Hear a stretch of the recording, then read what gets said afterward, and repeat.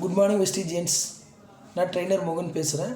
So தென்னை மர சாகுபடிக்கு நமது வெஸ்டேஜ் உரப்பொருட்களை எவ்வாறு பரிந்துரைக்கலாம்? How to recommend our agri products to coconut cultivation. So general information, இப்போ தான் தென்னை மரக்கன்று வாங்கிட்டு போகிறீங்கன்னா அதுக்கு குழிக்கான அளவு 2 அடி நீளம், 2 அடி அகலம், 2 அடி ஆழம். ஜென்ரலாக 3 அடி நீளம், 3 அடி அகலம், 3 அடி ஆழம் இருந்தால் ரொம்ப நல்லது. ஒரு மரத்துக்கும் இன்னொரு மரத்துக்குமான இடைவெளி 20லேருந்து 25 அடி வைங்க. ஒரு ஏக்கருக்கு 70 மரங்களை நடவு செய்யுங்க. ஸோ தென்னை மர சாகுபடியில் இப்போ தான் நீங்கள் விவசாயிகளை போய் பார்த்து உரம் கொடுக்கலான்னு போகும்போது, நான் உரம் வச்சுட்டேன் அப்படின்னு சொன்னாங்கன்னா அது இயற்கை உரங்களான மண்புழு உரம், தென்னை நார் கழிவு, குப்பைகள் இது மாதிரிலாம் கொடுத்துருந்தாலும் சரி, அல்லது செயற்கை உரங்களான யூரியா, டிஏபி போன்ற உரங்களை கொடுத்துருந்தாலும் சரி, உங்களை அவாய்ட் பண்ணாவே உரம் கொடுத்துட்டேன் அப்படின்னு சொன்னால் இந்த காம்பினேஷன் மெத்தடை யூஸ் பண்ணுங்கள். மினிமம் 20 நாட்கள் ஆயிருந்தாலும் போதும். அது 1 மாதமாக இருக்கலாம், 6 மாதமாக இருக்கலாம், 1 வருஷமாக இருந்தாலும் பரவாயில்ல. மினிமம் நம்மளுக்கு 20 நாட்கள் போதுமானது.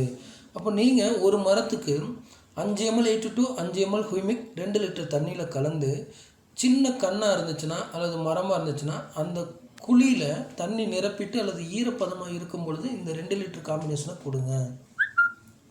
பெரிய மரமாக இருந்துச்சுன்னா வட்டைப்பாத்தி எடுத்து அதில் தண்ணி நிரப்பிட்டு அல்லது ஈரப்பதமாக இருக்கும் பொழுது நீங்கள் இந்த அக்ரி 8 to அக்ரி ஹுமிக் 2 லிட்டர் காம்பினேஷனை ஒரு மரத்துக்கு கொடுங்க. எத்தனை மரம் இருக்கோ அது மாதிரி மல்டிபிள் பண்ணிக்கோங்க.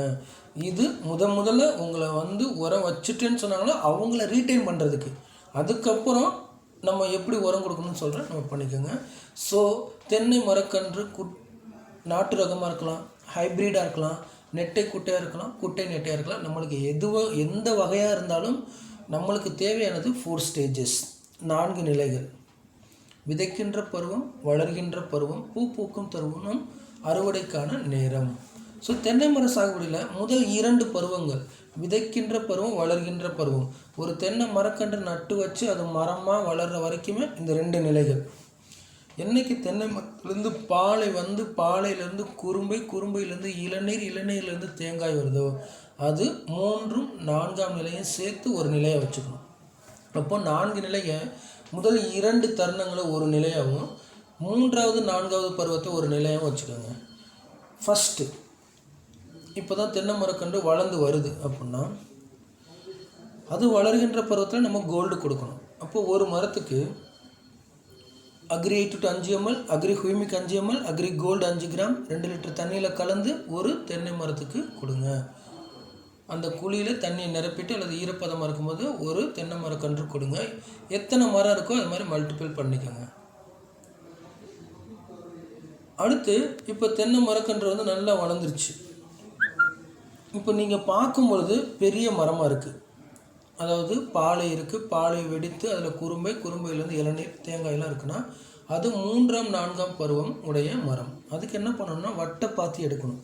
அதாவது தென்னை மரத்துக்கு கீழே மரத்துலேருந்து 2 அடி நீளம், அப்படியே வட்டமாக சர்க்கிளாக 2 இன்ச் ஆழம், 2 அடி நீளம் வட்டமாக எடுத்து அதில் 2 இன்ச் ஆழத்தில் சல்லி வேர்களை அறுத்து விடாமல் வட்டைப்பாத்தி எடுத்து அந்த வட்டைப்பாத்தியில் தண்ணியை நிரப்பிட்டு அதில் தான் இந்த உரங்களை கொடுக்கணும். அப்படி என்ன கொடுக்கணும்னா agri 8 to 5 ml, agri humic 5 ml, agri mass 5 ml, agri nanotech 5 gram 2 litre தண்ணியில் கலந்து ஒரு மரத்துக்கு கொடுங்க.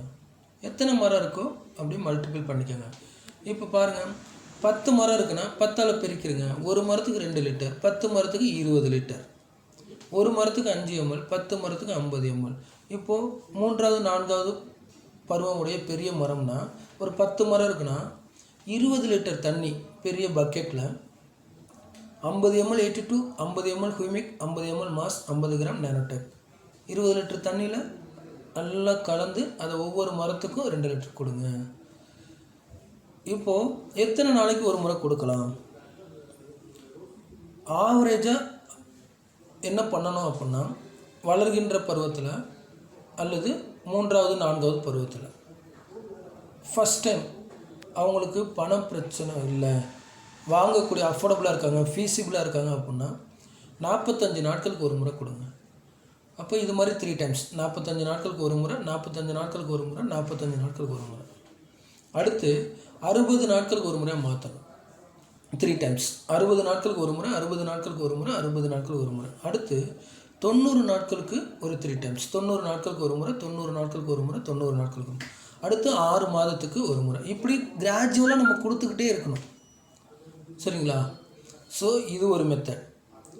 ரெண்டாவது, பணம் வந்து ரொம்ப பிரச்சனையாக இருக்குது அப்படின்னு சொன்னாங்கன்னா நீங்கள் நார்மலாகவே 90 நாட்களுக்கு ஒரு முறை கொடுத்துருங்க. ஜென்ரலாக அந்த 3 டைம்ஸ் மெத்தட் ஃபாலோ பண்ணுங்கள், அல்லது இந்த 90 டேஸ் மெத்தட் பண்ணுங்கள். பணம்லாம் பிரச்சனை இல்லை, க்ரோத்தாக வேணும்னா அந்த ஜென்ரல் மெத்தட் வந்து யூஸ் பண்ணுங்கள்.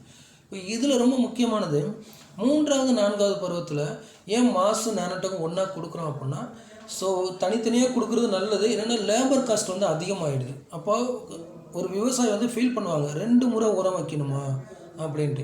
அதனால தான் இதை வந்து நம்ம 2யும் மாசையும் நேனோடெக்கையும் மிக்ஸ் பண்ணி கொடுக்குறோம். அடுத்து ஜென்ரலாக மாதம் வந்து ஸ்ப்ரே பண்ணுவோம். அது வந்து ஷார்ட் டேர்ம் கிராப்ஸ்க்கு அல்லது மாமரம், மாதுளை மரம், கொய்யா மரம் போன்ற மரங்களுக்கு ஸ்ப்ரே பண்ணுவோம்.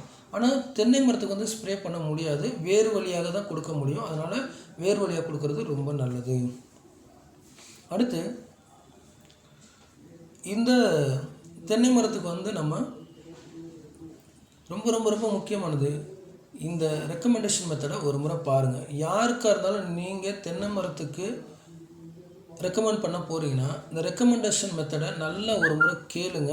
கேட்டுக்கிட்டு போயிட்டு அவங்களுக்கு பரிந்துரை செய்யுங்க. நம்பர் 1. நம்பர் 2, தென்னை மரத்துக்கு நீங்கள் உரம் கொடுக்க போகும்பொழுது அவங்க ஒரு மரத்துக்கு என்ன ஆகும் அப்படின்னு கேட்பாங்க.